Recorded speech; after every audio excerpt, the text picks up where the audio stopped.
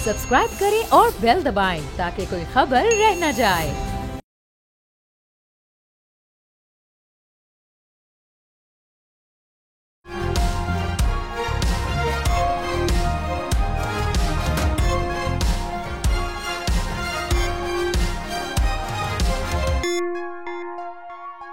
नाज़रीन अस्सलाम वालेकुम। तब्दीली विद डॉक्टर दानिश के साथ हाजिर हैं। आज एक्सक्लूसिव प्रोग्राम है। हमारे साथ मेहमान हैं फयाजुल हसन चौहान, तर्जुमान इस्तेहकाम पाकिस्तान पार्टी।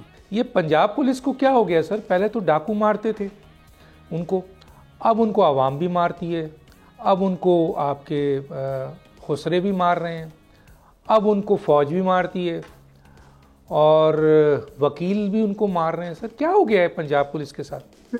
कि पाकिस्तान नहीं बरसगीर के अंदर और बाकी ममालिक के अंदर भी ये तकरीबन जनाब रूटीन होती है, लेकिन स्पेशली थर्ड वर्ल्ड के अंदर और पाकिस्तान के अंदर तो जब से हमने होश संभाला है, साल में 2-3 वाक़यात तो हम भी देखते हैं कि कभी टीचरों के साथ, कभी क्लर्कों के साथ, कभी जनाब आपका वकला के साथ, तो साल के जना कम अज़ कम 6-7-8 दफ़ा जनाब आंख बचोली पुलिस की होती है, कभी स्टूडेंट्स के साथ, कभी स्टूडेंट ऑर्गेनाइजेशंस के साथ। अच्छा सर, मैं आ जाता हूँ, जरा ये बताइए, चलें वो छोड़ देते हैं पुलिस को, आगे आते हैं।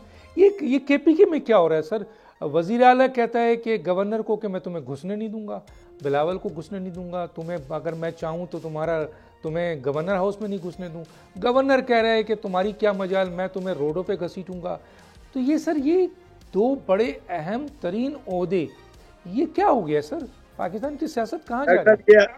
ये हमारी बदकिस्मती है कि इस वक्त केपीके के अंदर ऐसी हुकूमत और ऐसी शख्सियत एज अ वज़ीर आला है कि मेरे कागज़ों में अगर आए तो मैं उसको एज अ मिनिस्टर जो ना देखने का रवादार ना हो। उसको आपने चीफ मिनिस्टर जनाब आपके बानी तहरीक इंसाफ ने बना दी है।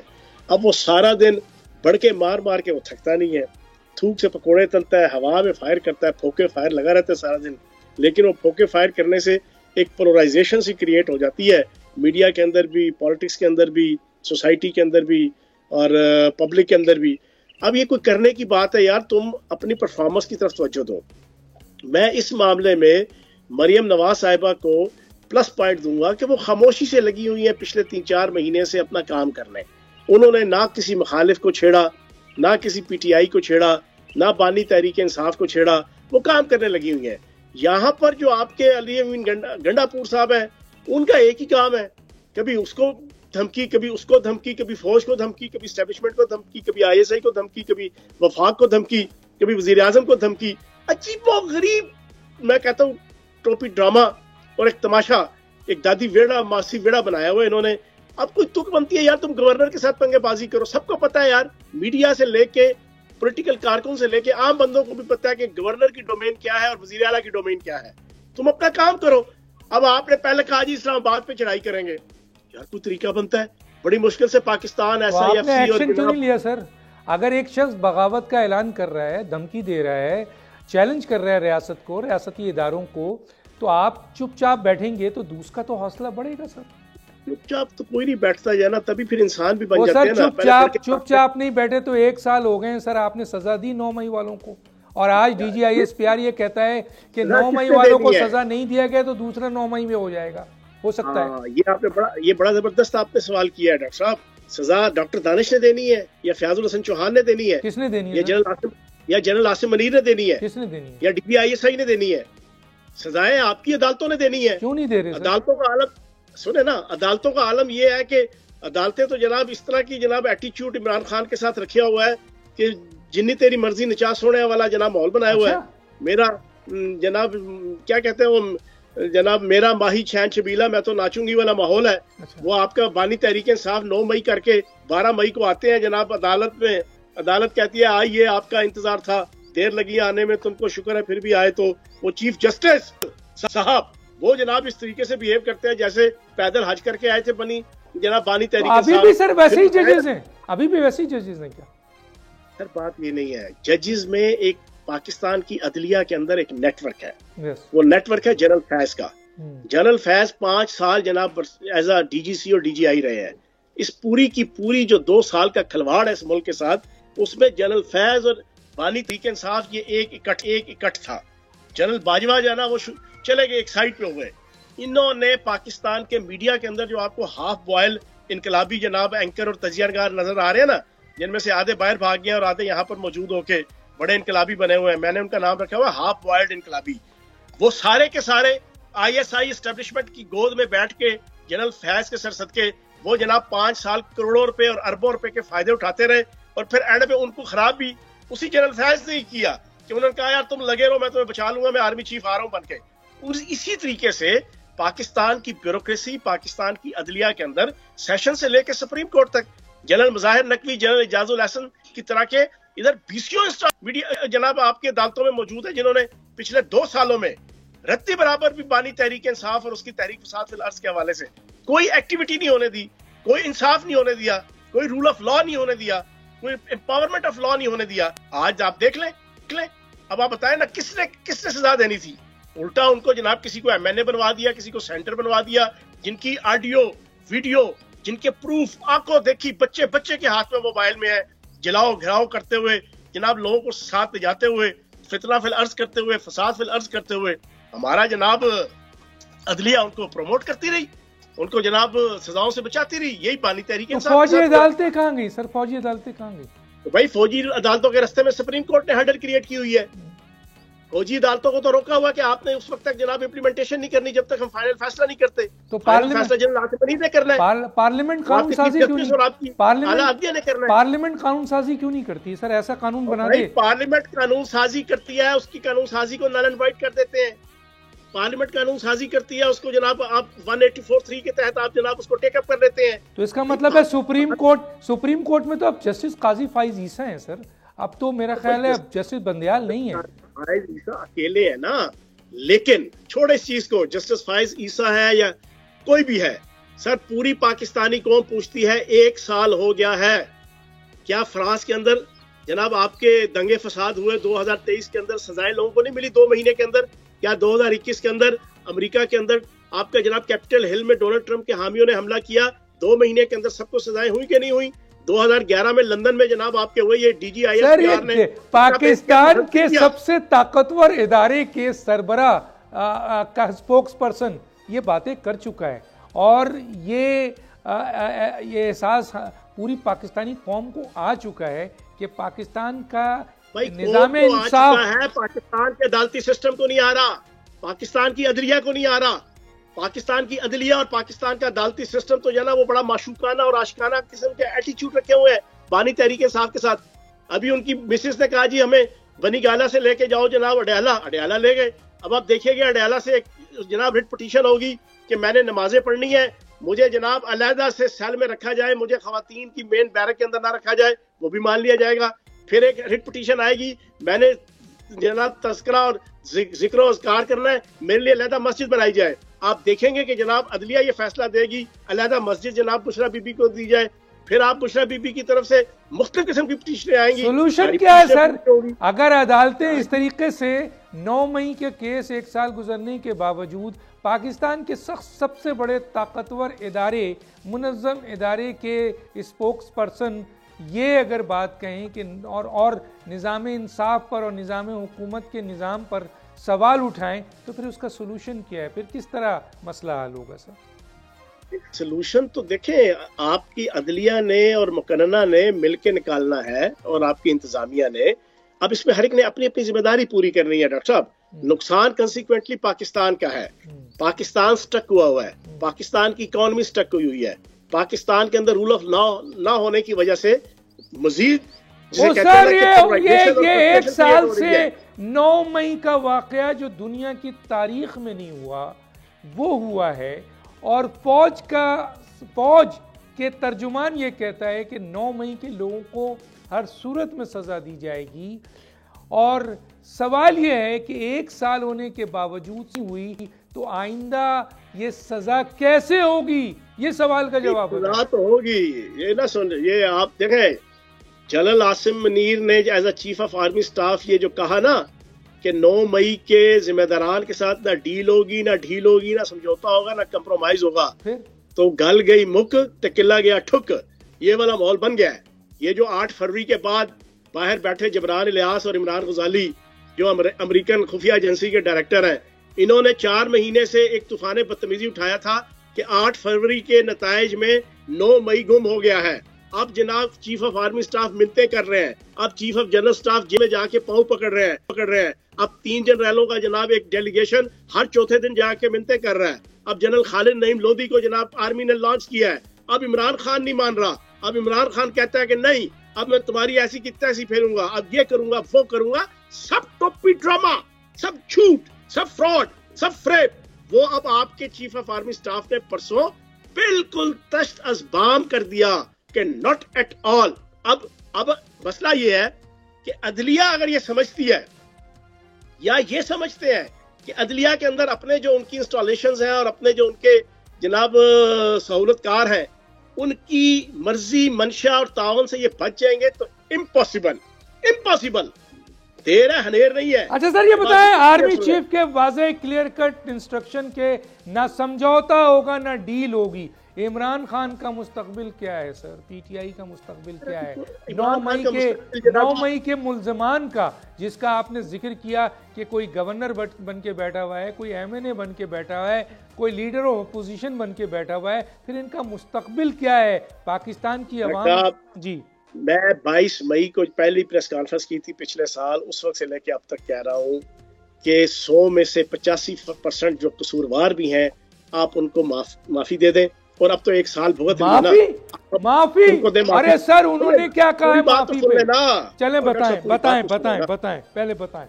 85% के जो वर्कर था, जो बहकावे में आया, जिसको जनाब इंस्टिगेट किया गया, जिसको जनाब घेर घाड़ के लाया गया, उसने जो सजा भुगतनी थी भुगती। जो बाकी 15% है, जो लीडर्स थे, इंक्लूडेड बानी तहरीक इंसाफ, जिनके मुतालिक एक एक चीज एजेंसियों से लेके प्रोसिक्यूशन से लेके हर अदारे के पास मौजूद है, आप उनको निशाने इबरत बनाए। कौन बनाए? ना हुकूमत बना रही है, ना रियासत बना रही है, ना अदालत बना रही है, और आप कह रहे हैं कि इनको निशाने इबरत बनाए। कैसे बनाया जाए भाई? यही तो सवाल है। बनाना तो पड़ेगा ना, तो कैसे बनाया जाए बताएं ना। बनाना तो आपकी अदालतों ने है, तो फिर इन अदालतों के उन जजेस को एक्सपोज करें ना, जो गैर कानूनी, गैर आईनी और अपने हलफ के खिलाफ जाकर ऐसा अमल कर रहे हैं जो पाकिस्तान के लिए तबाही का बास बन रहा है। डॉक्टर साहब, अदलिया के अंदर वो सब लोग एक्सपोज हो रहे हैं जो जजेस की तहरीक के अंदर तो अमेरिकन CIA और अमेरिकन पाकिस्तानी एस्टेब्लिशमेंट के फ्रंटमैन बने हुए थे। उस वक्त तो पाकिस्तान की जनाब एस्टेब्लिशमेंट के जनरल इशफाक परवेज कियानी के सर सदके, उस वक्त तो वो उनके फ्रंटमैन थे। उस वक्त तो करोड़ों अरबों रुपए की जनाब डील करके वो मामे, चाचे, ताए और फुफड़ बने हुए थे, चौधरी भी, एतजाज एहसन और अली अहमद कुर्द के दाएं बाएं होके। उस वक्त तो एस्टेब्लिशमेंट ठीक थी, उस वक्त तो आलमी भी और मुल्की एस्टेब्लिशमेंट दोनों ठीक थी। आज जो है ना, उनको एस्टेब्लिशमेंट का किरदार जो है वो उनकी आंखों में खटक रहा है, वो भी सारी चीजें नजर आ रही हैं। फिर उसके बाद 2016 से लेके 2022 तक आपको जनाब जनरल फैज के सर सदके एस्टेब्लिशमेंट ठीक है, ISI ठीक है, फौज की इन्वॉल्वमेंट ठीक है, ये सारी जो जुडिशरी के अंदर लोग मौजूद हैं, सेशन से लेके हाई कोर्ट और हाई कोर्ट से लेके सुप्रीम कोर्ट। लेकिन जब आपकी मर्जी और मंशा के खिलाफ आपके धड़े और आपकी जिस लोगों के साथ एफिलिएशन है उनके बरखिलाफ अब चीजें चली जाए और खुदाई तौर पे सारा पांसा पलट जाए, फिर आपको रूल ऑफ लॉ याद आ जाए, फिर आपको अदलिया की आजादी याद आ जाए, फिर आपको कानून की आजादी नजर आ जाए, फिर आपको इन्वॉल्वमेंट नजर आ जाए, फिर आपको कैमरे याद आ जाए, फिर आपको खुफिया जनाब सहूलतकारी नजर आ जाए। ये सारा कुछ पाकिस्तानी कौम को नजर आ रहा है। लेकिन 9 मई के जिम्मेदारान को पाकिस्तान की अवाम, एस्टेब्लिशमेंट, फौज, ISI, कोई अदारा भी वो भूलने नहीं देगी। ये बिल्कुल आप सुन लें, ये किसी की गलतफहमी है। अच्छा, अब जो इनकी एक उम्मीद है, मैं कई दफा आपके प्रोग्राम के अंदर भी कह चुका हूं और मैं मुसलसल कह रहा हूं, बानी तहरीक इंसाफ की उम्मीद अब नवंबर के अंदर अमेरिकन डोनाल्ड ट्रंप है। पाकिस्तानी डोनाल्ड ट्रंप की उम्मीद अमेरिकन डोनाल्ड ट्रंप है। अच्छा, उनकी गलतफहमी है कि डोनाल्ड ट्रंप आ जाएगा तो पाकिस्तान की फौज, पाकिस्तान की अवाम, पाकिस्तान की अदालत, पाकिस्तान की हुकूमत यस मैन कर इमरान खान को बाहर निकाल देगी सर। तो फिर नहीं, मैं ये एस्टेब्लिशमेंट की तरफ से बात नहीं कर रहा पाकिस्तान की, मैं इनकी तरफ से बात कर रहा हूं कि इनकी तरफ से जो उम्मीद है ना, बानी तहरीक इंसाफ, जो बंदा भी पिछले 5 माह से जा रहा है जेल में, फैमिली का बंदा जाए, वकला जाए या लीडर जाए, सबको एक बात कह रहे हैं। हत्ता के सहाफियों से भी इन्होंने 20 दफा वहां पे ये डिस्कशन किया है कि बस नवंबर के अंदर अमेरिका के अंदर डोनाल्ड ट्रंप आ रहा है, फिर जनाब मेरी सुनवाई होगी। ये गलत फहमी है इनकी, ये गलत फहमी है। पहली बात तो ये है, मेरी इंफॉर्मेशन, आप हैरान होंगे, इस वक्त सारी दुनिया कह रही है डोनाल्ड ट्रंप जीत रहा है। मेरी प्रेडिक्शन याद रखिएगा, डोनाल्ड ट्रंप पाकिस्तानी हो या डोनाल्ड ट्रंप अमरीकी हो, वहां की स्टैब्लिशमेंट जहां ये रहते हैं, दोनों स्टैब्लिशमेंट उनको अनलाइक करती है। दोनों के करतूत एक जैसे हैं, दोनों गुंडागर्दी के कायल, दोनों ज़हनी तौर पे अबनॉर्मल, दोनों मैना मानू की रट लगाने वाले, दोनों नरगिसियत का शिकार, दोनों को अपने अलावा और कुछ नजर नहीं आता। दोनों ने अपने अपने मुल्क के कानून और आइन को अपनी जूती की नोक पे रखा। दोनों ने अपने मुल्क की जो इज्तिमाई डिग्निटी थी, कलेक्टिव डिग्निटी, उसको सबूताज किया। मेरी इंफॉर्मेशन ये है कि अमेरिकन एस्टेब्लिशमेंट कभी भी डोनाल्ड ट्रंप को नहीं आने देगी। तो जो इन्होंने आखिरी उम्मीद लगाई हुई है ना डोनाल्ड ट्रंप पे, तो मुझे नहीं लगता कि उसमें से भी कुछ निकलेगा। जी चौहान साहब, यहाँ रोकूंगा। नाज़रीन, एक छोटा सा ब्रेक, फिर वापस आते हैं।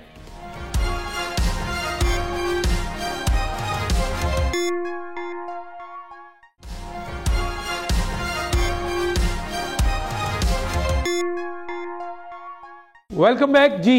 इनके हौसले तो बुलंद हो रहे हैं ना। जब 9 मई के ऊपर कोई वाकया नहीं हुआ, DGISPR ने भी ये कहा कि फिर ये दोबारा एक 9 मई हो सकता है अगर 9 मई के जिम्मेदारों को सज़ा नहीं दी गई। तो अब हम देखते हैं कि उसके बाद एक कौम से माफ़ी मांगने की बात की गई, तो उस पर कहा गया है कि हम तो अपने बाप से माफ़ी नहीं मांगते। एक ने कहा, आपके असद कैसर साहब ने, लतीफ़ खोसा ने कहा कि हम मांगेंगे माफ़ी, तुम मांगो माफ़ी। उन्होंने तो उल्टा फौज से कहा है कि माफ़ी हम। तो ये क्या है सर? डॉक्टर साहब, अभी हाथ लगे नहीं है। बदकिस्मती से पाकिस्तान की अदलिया अभी तक उन तमाम इंस्टॉलेशंस, उन तमाम सहूलतकारों से भरी पड़ी है जिसका तस्करा मैं कर चुका हूँ। खुली और खरी बात यह है कि पाकिस्तान की अदलिया के अंदर अभी भी सहूलतकार मौजूद है। पानी तहरीक इंसाफ और उनके चीफ पैटर्न जनरल फैज के कितने अरसे तक रहेंगे सर? कितने अरसे तक? अगर वो रहेंगे तो इनको सजा नहीं होगी और इनके हौसले बुलंद होंगे तो और ये धमकियां देते रहेंगे सर। देखे, ची करे या पी करे, सजा तो होगी। ये तो बात ज़हन से निकाल दें। पाकिस्तान की आवाम भूलने नहीं देगी, पाकिस्तान की आवाम भूलने नहीं देगी। तो सर ये आवाम 30% नहीं है, क्या ये मुमकिन है? 70% भी है। क्या ये मुमकिन है? क्योंकि क्या ये मुमकिन है जब पाकिस्तान का सबसे ताकतवर इदारा निज़ाम इंसाफ पे सवाल उठा रहा हो, तो ये मासूम आवाम 57,000 सुप्रीम कोर्ट में पेंडिंग केस है उसके लिए मर रही है और 23 लाख से ज़्यादा अदालतों में केस है उसके लिए धक्के खा रही है। तो ये आवाम ना भी भूले तो क्या फ़र्क पड़ता है? अली अमीन गंडापुर रियास अली अमीन, मेरे सवाल होने दें। 129वें नंबर पे है 129 से भी, तभी तो दुनिया के 129 नंबर से आगे बढ़ गया है। लेकिन कौन इसको देखता है सर? यहाँ पे तो एक चीज देखा जा रहा है कि आप जुल्म करें, आप धमकी दें, आप गालियां दें, आप रियासत को आप क्या कहते हैं थ्रेट दें, आप बगावत करें, आप जो कुछ करें, आपका कुछ नहीं बिगाड़ा जा सकता है। ना आपकी हुकूमत बिगाड़ सकती है, ना आपकी फौज बिगाड़ सकती है, ना रियासत, ना हुकूमत। तो वो तो शख्स बहुत ताकतवर हो गया ना सर। डॉक्टर साहब, बात यह है, अल्लाह पाक का एक कानून है कि देर है अंधेर नहीं है, और दूसरा ये कानून है कि excess of everything is bad. ये जो दो कवानीन मैंने आपके सामने रखे ना, हर चीज की एक हद होती है।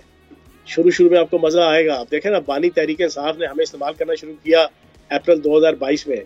अप्रैल, मई, जून, जुलाई, अगस्त, सितंबर, मजे आते गए, चीजें बढ़ती गई, हमले होते गए। जुडिशल कम्प्लेक्स पे हमला, इस्लामाबाद हाई कोर्ट पे हमला, लाहौर हाई कोर्ट पे हमला, DIG के हमला, ऑपरेशन जनाब आपकी पुलिस पे हमला, रेंजर्स पे हमला, गिरफ्तारी लेने के लिए कोई आता था उस पे हमला, गुंडागर्दी, बदमाशी, बड़े मजे आ रहे थे। पेट्रोल बम, जिले शाह कत्ल, फला के यार कोई हाथ नहीं लगा सकता, रेड लाइन बन गए, बड़े मजे आते गए।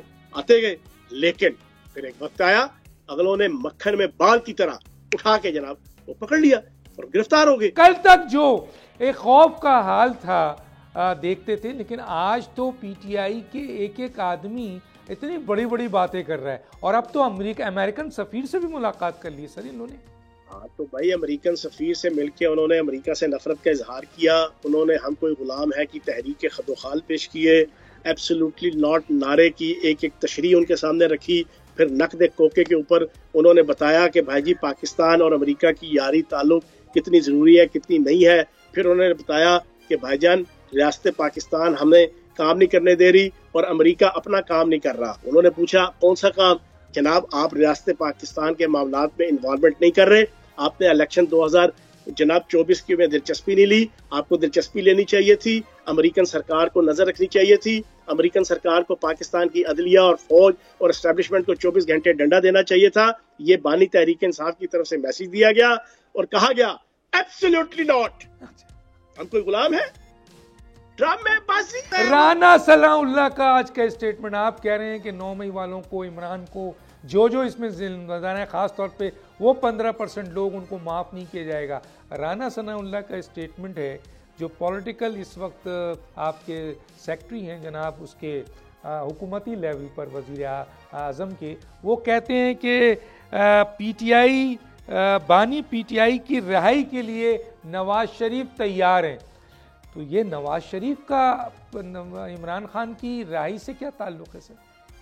वो देखें, वो एक पॉलिटिकल स्टेटमेंट है और ये पॉलिटिकल स्टंट है। डरते हैं सर आप सच बात करते हुए, यहाँ डरते हैं सच? कैसे पॉलिटिकल बात है सर?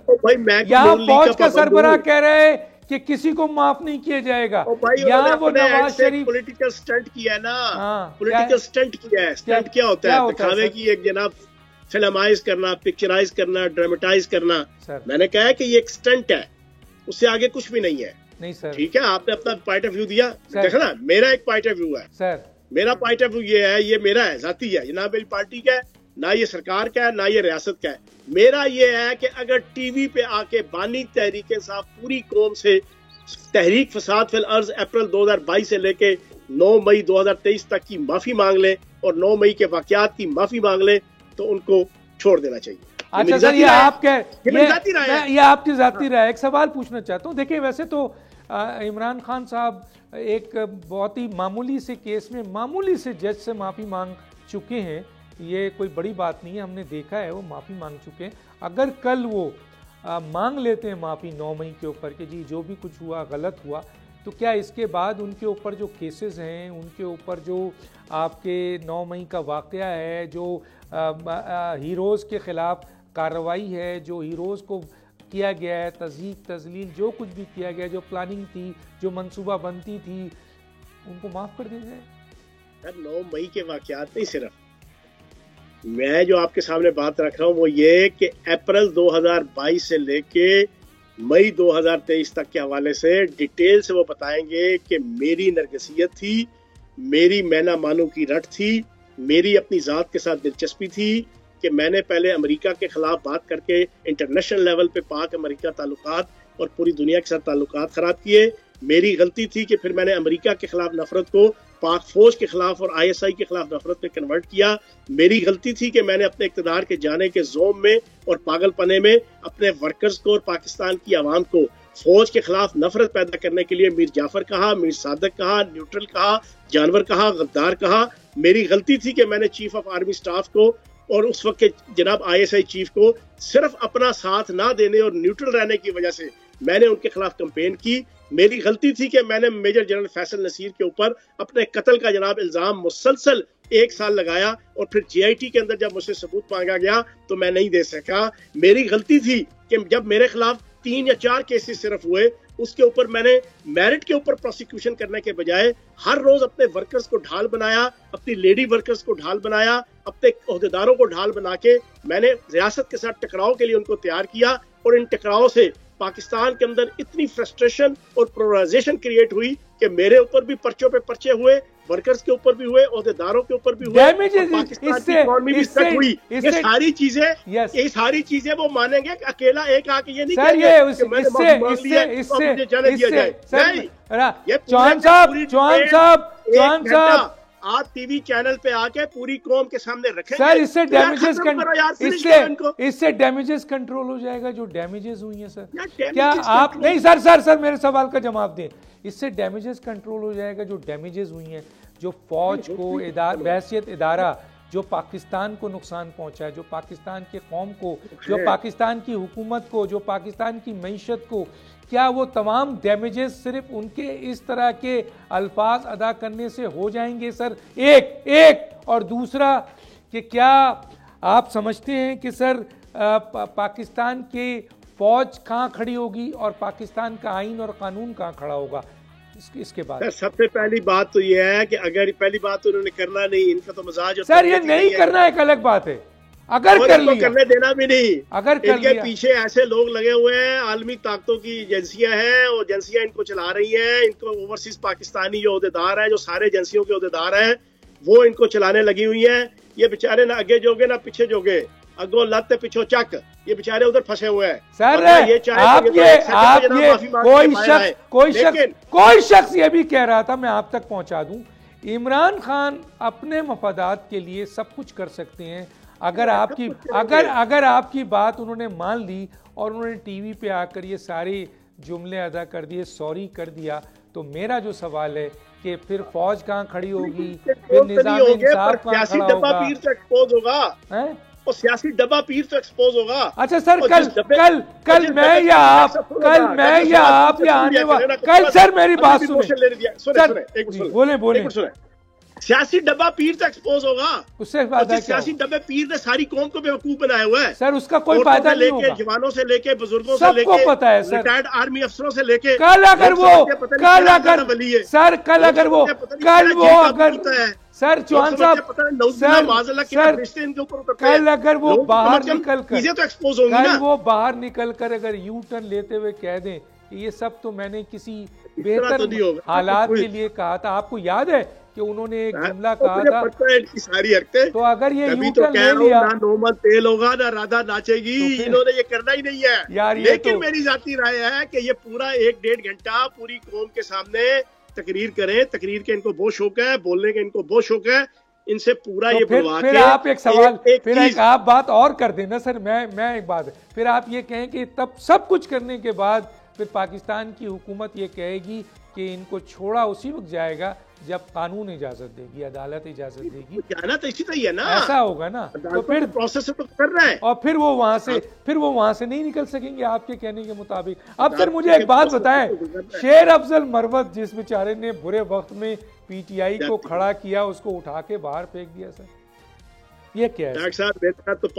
6 दफा हुआ है ना 17 सालों में। और ये इनकी पुरानी आदत है, बंदे को इस्तेमाल करते हैं टिश्यू पेपर की तरह, और फिर जब देखते हैं कि वो बंदा पॉपुलर होने लगा है अपनी ही पार्टी के अंदर, वर्कर्स और आम वोटर्स के अंदर, उसकी एक परसेप्शन और उसकी वकार और उसकी पॉपुलैरिटी और उसका फेम बढ़ने लगा है, ये उसको उठा के जनाब फेंक देते हैं। और एक बात याद रखिएगा, ये बड़ा मशहूर मेरा एक डायलॉग सुन ले, 17 साल का तजर्बा जो पीटीआई का मैं बता दूं, इसको कोई चैलेंज नहीं कर सकता, पुराना जो भी पीटीआई में रहा है। बानी तहरीक इंसाफ का असूल है, एक ओहदा देते हैं, 2 कुत्ते पीछे लगाते हैं, बगैर एक ओहदा लगाए जाना ओहदा नहीं देते, एक ओहदा देते हैं, और कोई भी ओहदा देंगे ना, कोई भी ओहदा, इंतजामी दे, सरकारी दे या पार्टी का दे, एक ओहदा देंगे, साथ 2 कुत्ते पीछे लगाएंगे। सर कुत्ते तो वफादार होते हैं जो हर वक्त उसको खाने के लिए, सर उसकी टांगें खींचने के लिए, और वो भी बानी तहरीक इंसाफ की मर्जी से लगेंगे। अच्छा, उनकी विल, उनकी विश। अच्छा होता क्या है फिर, वो आपस में लड़ते रहते हैं, वो आपस में ये मजे लेते हैं। इनका स्टाइल क्या है, ये फिर मजे लेते हैं, उसको भी कहते हैं, उसको भी कहते हैं, उसको भी कहते हैं, एक इशू के ऊपर 4-4 बंदों को चुन देते हैं, उनको हलाशेरी देते हैं ताकि आपस में लड़ते हैं। जहांगीर तरीन और शाह मोहम्मद कुरैशी वाला वाकया जो आप कहते हैं डिवाइड एंड रूल है, हाँ वही वाला। अब शेर अफजल मरवत को देखो, वाहिद बंदा है जिसने पूरी दिलेरी और दबंग तरीके से पाकिस्तान में कैंपेन की। यार मैं एक सियासी कारकुन की हैसियत से ना, वकूफियां उसमें है, जबान कंट्रोल में नहीं है, पॉलिटिकल सेंस थोड़ी सी कम है, एबनॉर्मेलिटी है, सारा कुछ होगा उसमें। लेकिन मैं ये समझता हूं कि उस बंदे ने पूरी जुर्रत के साथ पीटीआई की जो भी नाम नेहाद तहरीक थी पिछले 1 साल के अंदर, उसको उठा के रखा। इलेक्शन कैंपेन के अंदर रिजल्ट क्या मिला? ठीक है, फाके, डाके, धमाके, नाके और चाके, रसवाई, जगहसाई और सियासी बेहयाई वो शेर अफजल मरवत के खाते में आ गई बानी तहरीक इंसाफ की तरफ से। और जो सारे अंदर से रले हुए हैं, सुने, जिन लोगों ने ऐलान किया है, ये मेरी प्रेडिक्शन सुन ले, सारे के सारे एस्टेब्लिशमेंट के साथ जनाब इस तरह है, इस तरह ये सारों ने गोटियां बनाई हुई है। कौन कौन सर, कौन कौन, जरा नाम तो दे दो। सारे कौन कौन? सारे वो सर बताए ना, आप घबराते क्यों, बताए ना सर। मैं घबरा ही नहीं रहा, मुझे नाम लेने की जरूरत ही नहीं है। क्यों नहीं सर, हमें नहीं पता सर, हमें नहीं समझ में आ रहा कौन कौन। हर पॉलिटिकल ओहदेदार, हर सर? इंतजामी ओहदेदार, कौन सर? हर सरकारी ओहदेदार सर कौन? सारे के सारे मिले हुए हैं। सर कौन से पॉलिटिकल बता मुझे ये बताएं, कौन से? ये ना मिले हो ये इलेक्शन लड़ सकते हैं? सर कौन से, यही तो मैं पूछ रहा हूँ सर। ना मिले हो ये वजीर बन सकते हैं? तो ये सब कुछ जो हो रहा है, ये गालम गलोच हो रहा है, ये धमकियां हो रही हैं, तो सर ये सब कुछ इसका मतलब है इस्टेब्लिशमेंट से मिलके हो रहा है क्या? ये तो बहुत बड़ा इल्जाम है। सारे कंप्रोमाइज्ड है। अच्छा, सारे। मैं अक्सर ये बात कहता हूँ कि बानी तहरीक इंसाफ ने पूरी कौम को बुद्धू बनाया, ये सारे मिलके बानी तहरीक इंसाफ को जेल के अंदर बुद्धू बना रहे हैं।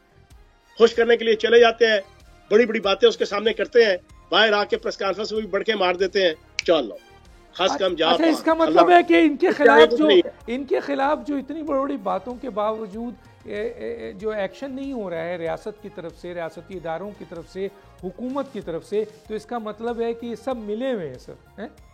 अरे मिले हुए सर, सारा धोखा दे रहे हैं कौम को। अमेरिका के काज के हवाले से एक्सपोज हो गए, फौज के हवाले से एक्सपोज हो गए, एस्टेब्लिशमेंट के हवाले से, जिसको हकीकी आजादी, तेरा बाप भी देगा आजादी, तेरा बाप भी दे। और मैं जब 1 साल इनके साथ था, जो लड़के नारे लगाते थे, मैं उनको पकड़ के पूछता था, और किसके बाप से आजादी मांग रहे हो? तेरा बाप भी देगा।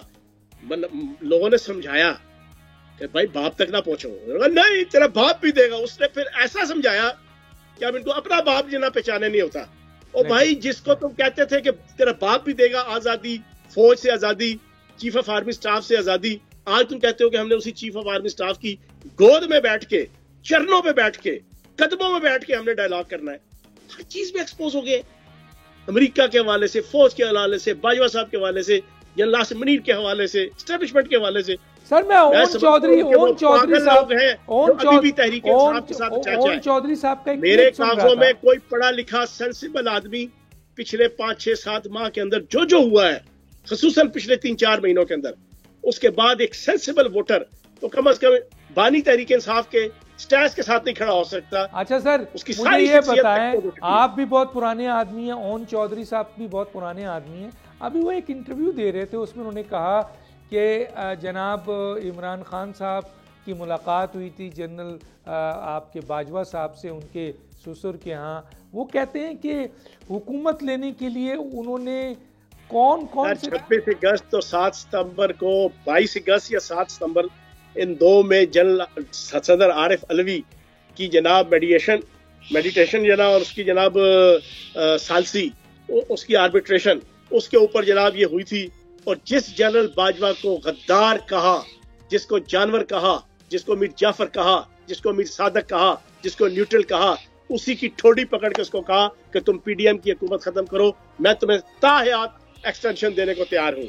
तो यार क्या लोगों को बेवकूफ बनाया, मुल्क बाढ़ के रख दिया, मुल्क का सत्यानाश फेर दिया, रियासत का सत्यानाश फेर दिया, और जाके अब तुम जनरल बाजवा की जनाब लोलो पोपो कर रहे हो। ये तो मुनाफिकत है, अभी भी कौम को समझना है। और ये तो सदर आरिफ अलवी भी अपने मुंह से मान चुका है, और बानी तहरीक इंसाफ भी अपने मुंह से मान चुके हैं। ये मैं यहाँ रोकूंगा नाज़रीन, एक छोटा सा ब्रेक, फिर वापस आते हैं।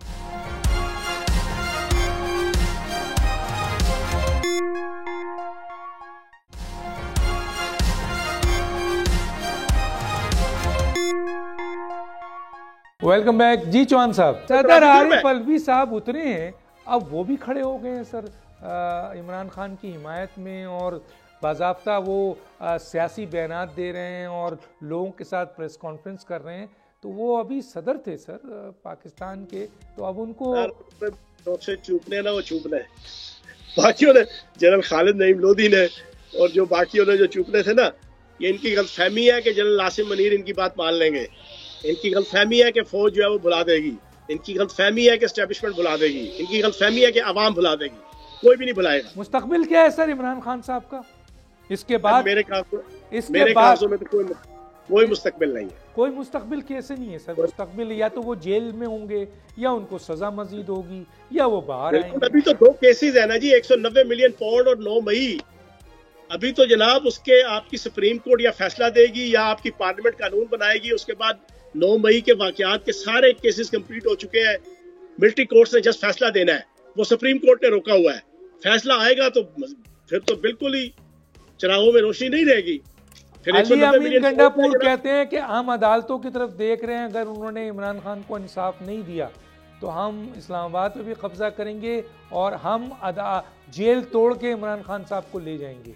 बड़ी बात। हाँ, वो इस्लामाबाद पे कब्जा करने के लिए पहले जनाब कोर कमांडर पेशावर जाएंगे, उनके कोर कमांडर हाउस में जाके पूरी ब्रीफिंग लेने के बाद, उनसे इजाजत लेने के बाद, उनकी तसल्ली तशफ़ी के बाद फिर शायद कोई वो फैसला करे। अजीब बेतुकी बातें, बेढंगी बातें। अच्छा सर, ये असद कैसर का बताएं सर, ये बहुत और लतीफ कैसर मेरा भाई है, हम इकट्ठे रहे हैं, अपने वक्त गुजारा है। भाई अगर आपका गलत काम करे तो आप छोड़ देंगे? गलत कर रहा है और वो भी मिला हुआ है, छोड़े मिला हुआ है भाई है मेरा, जो ना उसकी मैं बड़ी इज्जत करता हूँ। सारे मिले हुए हैं, सारे अपनी अपनी ड्यूटी पे है, सारे शिकारी है। देखो मेरा एक बड़ा मशहूर मुहावरा है पिछले 1 साल से, ये सारे शिकारी है। लतीफ खोसा, इत्जाज अहसन, ये सारे जितने हैं, शेर अफजल मरवत और ये जितने नाम आपके जो ओहदों पे चढ़ गए हैं, सारे शिकारी थे। अगलों ने शिकार किया, अपना अपना जनाब ओहदे लिए, इलेक्शन जीते। लेकिन सर पीटीआई के लोग तो इनको हीरो के तौर पे पेश कर रहे हैं, इनकी क्लिप लगा रहे हैं। भाई आप पार्टी और बानी तहरीक इंसाफ ने पूरी कौम को बेवकूफ बनाया। ये सारे जो है ना बानी तहरीक इंसाफ और उस तहरीक इंसाफ के वोटर्स को बेवकूफ बनाने लगे हुए हैं। बस इसी तरह tit for tat, as you क्या कहते हैं, as you sow shall you reap. जैसा करोगे वैसा भरोगे, जो बोगे वही काटोगे। तुमने कौम को बेवकूफ बनाया। और आज जनाब अच्छा सर, आखिरी बात, मौलाना साहब और पीटीआई करीब आ रहे हैं सर, इसको कैसे देखते? कोई नहीं आ रहे, कभी भी नहीं आ सकते। मौलाना एक अच्छा पैकेज चाहते हैं, पैकेज उनको मिल जाएगा। मौलाना चल ही नहीं सकते पीटीआई के साथ, इम्पॉसिबल। वो बस क्या कहते हैं, वो ब्लैकमेलिंग, पॉलिटिकल ब्लैकमेलिंग, बस वो सारा सिलसिला चल रहा है। अच्छा, तो ये चीज नहीं चलेगा सर, ये तो आपने बड़ी कोई नहीं चलेगा। मौलाना की ज़हनी मिजाज ही जो ना वो नून लीग पीपल्स पार्टी के साथ ज्यादा मिलता है। जरदारी साहब के दोस्त हैं, शहबाज शरीफ साहब के दोस्त हैं, बस वो थोड़ा सा हिस्सा और लेना चाह रहे हैं, मिलना चाहिए उनको। वो तो कहते हैं कि सर बहुत बड़े जीरक किस्म के वो सियासतदान हैं, वो इस किस्म की चीज़ों जीरक है, तो मैं कह रहा हूँ ना अगले ले लेंगे। तो सियासतदान है, वो इस्तेमाल कर रहा है। अब देख रहा है, जिस तरह महमूद खान अचकजई ने पीटीआई को इस्तेमाल किया, पीटीआई ने महमूद खान अचकजई को इस्तेमाल किया। हमें जनाब दे दे के ट्रक की बत्ती के पीछे लगाई रखा कि महमूद खान अचकजई गद्दार, उसका वालिद अब्दुल समद अचकजई गद्दार। हमें जनाब बानी तहरीके साहब ये पढ़ा के पट्टी 2 दूनी 4 तो 4 दूनी 8 वाला पढ़ा के जनाब खुद जाके अब उसकी गोद में बैठ गए, वो उसकी गोद में बैठ गए। वही महमूद खान अचकजई जो पिछले 20 साल से बड़ा इनकलाबी बन के उसने जनाब खोदा पहाड़ निकला चूहा, वो भी मरा हुआ और प्लास्टिक का, वो जाके जनाब बानी तहरीक इंसाफ के कंधे पे और गोद में सवार हो गए। ये सारे सियासत है, इसको सियासत कहते हैं। सियासत है ना, करो सियासत। कौम को तो ना बेवकूफ बनाओ, कौम को तो आप हाई मॉरल ग्राउंड के ऊपर सवार करके नक दे कोके के ऊपर निचाने लगे हुए हैं कि यार हमसे बड़ा अल्लाह का वली कोई नहीं है। नाज़रीन, ये थे जनाब चौहान साहब, जिनकी गुफ्तगू आपने सुनी। वक्त खत्म हो जाता है, डॉक्टर दानिश को याद दीजिए। अल्लाह हाफिज़।